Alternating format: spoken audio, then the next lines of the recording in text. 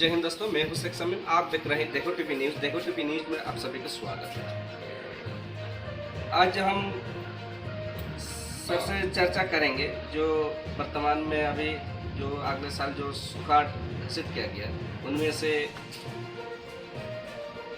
लगभग जितना यहाँ का जो जनता है यहाँ पर उतना लाभ नहीं मिल सका। और एक रहा पेंशन के बारे में, जैसे पेंशन कभी मिल रहा है कभी नहीं मिल रहा है, इसके भी सर से हम चर्चा करेंगे। सर, जो अभी जो सुखाड़ है, इस सुखाड़ के लिए अभी अगले साल जब सुखाड़ घोषित किया गया, लेकिन एक 3500 तो उसमें तो किसान का कुछ नहीं चल सकता, लेकिन वो 3500 में भी ऐसा है कुछ किसान तो उन लोगों को नहीं मिल रहा है। और पेंशन जो, और दूसरा मुद्दा है पेंशन, जो पेंशन लगभग इन लोग को 2 महीना 4 महीना बाद इन लोग का पेंशन मिल रहा है, तो उसके बारे में क्या है?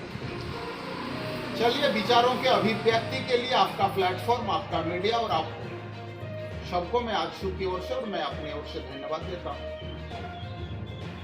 और आपने बहुत ही बारीकी प्रश्न आज पूछा है।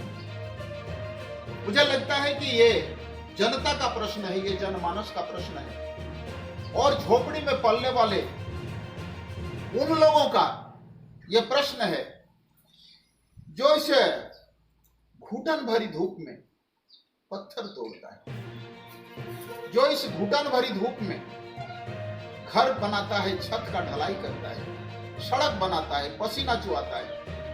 लेकिन वर्तमान में ये निर्दयी सरकार इन लोगों के साथ भावनात्मक खिलवाड़ ही नहीं बल्कि इनके निवाला के साथ भी खिलवाड़ करने का काम कर रहा है।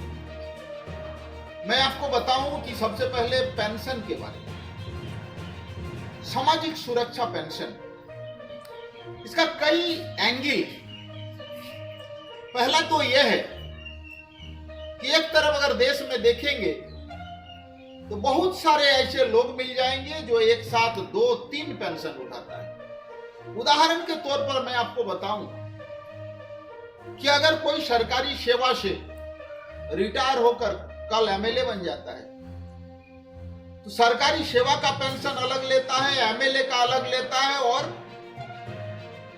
अगर ईश्वर के दुआ से वो एमपी बन जाता है लोकसभा या राज्यसभा का, तो वो तीसरा पेंशन लागू होता है। सबसे पहले मैं व्यक्तिगत रूप से इस प्रकार के पेंशन का जो सिस्टम है इसका मैं विरोध करता हूं। पूरे देश में एक व्यक्ति और एक पेंशन का योजना लागू होना चाहिए, पहली बात। दूसरी बात है कि एक ऊंट के मुंह में जीरा वाला एक प्रोवर्ब है, 1000 रुपये आज के समय में क्या है। मैं कहना चाहता हूं, सरकार को आग्रह करना चाहता हूं कि वैसे लोगों को जो 2 पेंशन 3 पेंशन का फायदा उठाता है, उनका एक पेंशन रहकर बाकी जो 2 या 1 पेंशन एक्स्ट्रा मिलता है, वो गरीबों के बीच में पेंशन जहां 1000 रुपया मिल रहा है, उनको कम से कम 3000 रुपया दिया जाए। बस। सेकंड है कि वर्तमान सरकार किस प्रकार फेल है, आप देख लीजिए। 1000 रुपया वो भी समय पर नहीं दिया जा रहा है, और 3-3 महीना अगर पेंशन,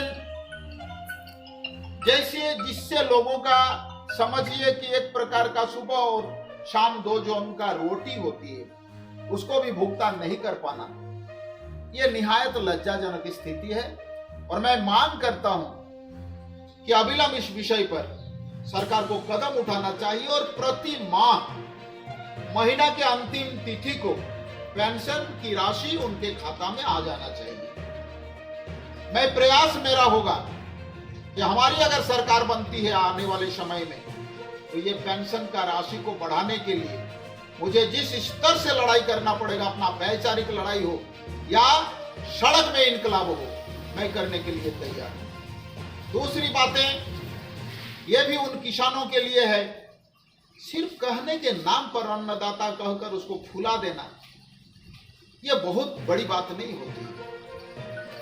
वो किसान जो दिन भर खेत में काम करता है, वो किसान गाहे बगाहे जिनका वज्रपात से मृत्यु हो जाती है, वो किसान जिसका कभी ना कभी सर्पदंश से मृत्यु हो जाता है, ऐसे किसानों के लिए सरकार अगर गंभीर नहीं है तो ये दुखद है। सबसे पहले तो एक एक व्यक्ति को ऑनलाइन कराने के नाम पर कई बार पैसे उनके बर्बाद हुए, और जब सरकार ने कहा कि भाई हम 3,500 रुपया वैसे परिवारों को देंगे जो या जिनका फसल पिछले बार सुखाड़ के चलते नहीं हुआ है, वो भी वर्तमान सरकार, ये निकम्मी सरकार, विजनलेस सरकार, उनकी भी मांग को पूरा नहीं कर पाया। जो उनका कमिटमेंट था वो भी नहीं कर पाया। ये दुर्भाग्यपूर्ण है।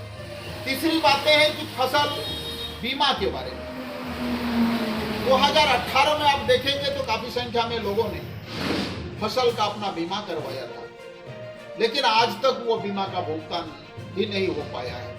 मैं वर्तमान सरकार से ये मांग करता हूं कि अभी भी 1.5 साल बचा हुआ है और गरीब और दुखिया का इन मांगों के समर्थन में आप काम करें, अन्यथा जनता इस बार जिस प्रकार से गोलबंद हो रही है कि ये महाठगबंधन की सरकार फिर झारखंड के धरती में दिखलाई नहीं पड़ेगी। ये तो गरीबों का मसीहा झारखंड, जो झारखंड मुक्ति मोर्चा जो सरकार है, गरीबों का मसीहा है। जैसे मान के चलिए, जैसे सुखाड़ हुआ तो 3500 रुपया दे दिया है किसान को, किसान उसी 3500 से लेकर आज तक भी उन लोग का भरण पोषण हो रहा है। भाई इसको गरीब का मसीहा कैसे कहिएगा? गरीब का मसीहा तो एक एक स्टेप पर दिखलाई पड़ता है, जो गरीबों के लिए काम करता हो, गरीब के जरूरतों को जानता हो। सुखाड़ के मामले में 3500 रुपया का घोषणा आज तक पूरा हुआ है क्या? किसान के कृषि लोन कितने प्रतिशत माफ हुए? इलेक्ट्रिक का जो आपका 100 यूनिट फ्री का कितना हद तक ये का क्रियान्वयन हुआ? उनका जो घोषणा पत्र था और गरीब उन्नयन का जो कार्यक्रम था वो यहाँ द्वंद तोड़ रहा है। तो इस प्रकार से इस सरकार को किसी भी स्तर पर गरीबों की सरकार या गरीबों की मसीहा नहीं कहा जा सकता है। ये तगमा वैसे लोगों के लिए है जो गरीबों के लिए मरता है, गरीबों के लिए मिटता है, गरीबों के लिए एक एक क्षण सोचता है और उसका उन्नयन के लिए नित्य दिन नया नया प्रयोग भी करता है और नया नया कार्यक्रम को लॉन्च करता है।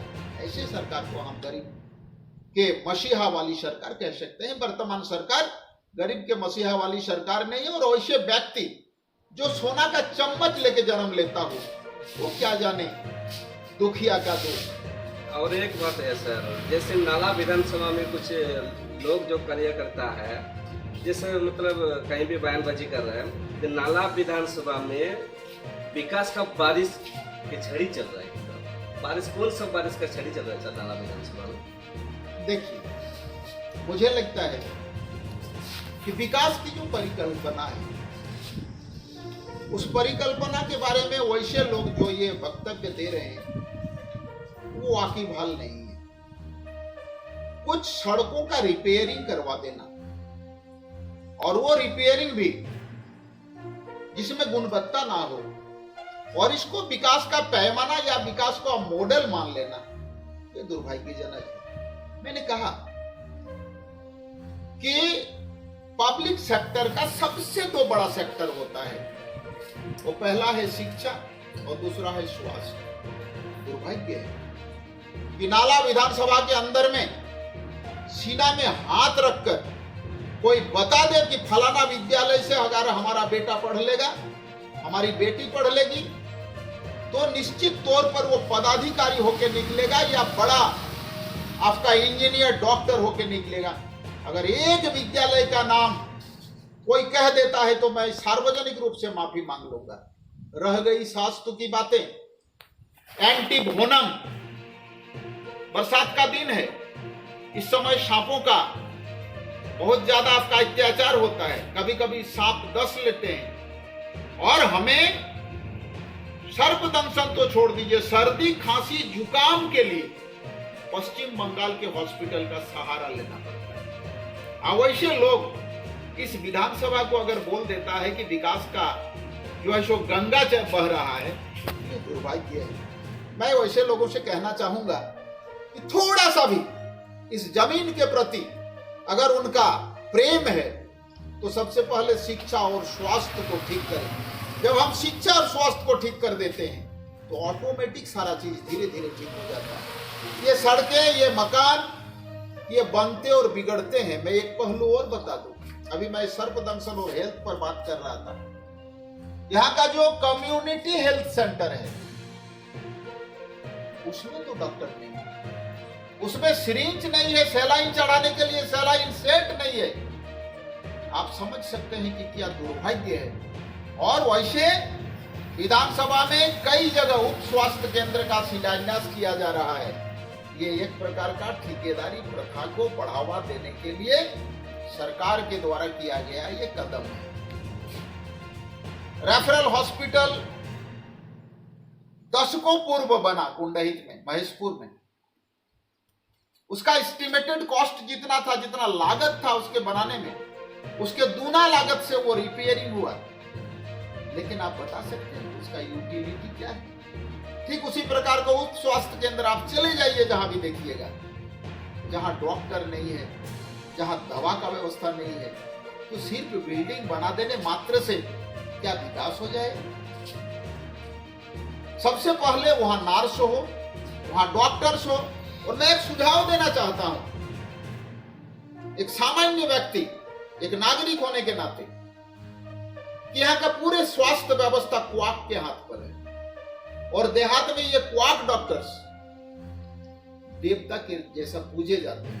90% लोग इन क्वाकों के भरोसे में जीवन यापन करता है। जमीनी सच्चाई यही है। किसी भी जांच एजेंसी से जांच करा ले मेरा स्टेटमेंट को, तो पारा टीचर अगर रिमेडियल और रिकरेंट ट्रेनिंग के माध्यम से अगर शिक्षक बन सकता है तो व्हाई नॉट क्वाक डॉक्टर्स? मेरा सुझाव है कि ये जो उप स्वास्थ्य केंद्र है, यहाँ कॉन्ट्रैक्ट के बेसिस पर इन लोगों को बहाल किया जाए और इन लोगों का बारंबार रिम्स, उसके बाद आपका पीएमसीएच धनबाद, जमशेदपुर, इस प्रकार के अच्छे मेडिकल कॉलेजेस में, या फूलोझानो अभी दुमका में हो गया मेडिकल कॉलेज एंड हॉस्पिटल, यहाँ रिमेडियल और रिकरेंट ट्रेनिंग देके ये लोगों का बढ़िया एक्सपीरियंस का फायदा लिया जाए। और ये काम सरकार कर सकती है। और मैं मांग करता हूं कि स्वास्थ्य विभाग को अगर आपको सुधारना है तो ये काम आप कर सकते हैं। खबर कैसे लगी कमेंट जरूर करना। मेरे साथ जुड़े रहने के लिए तमाम दर्शक को धन्यवाद।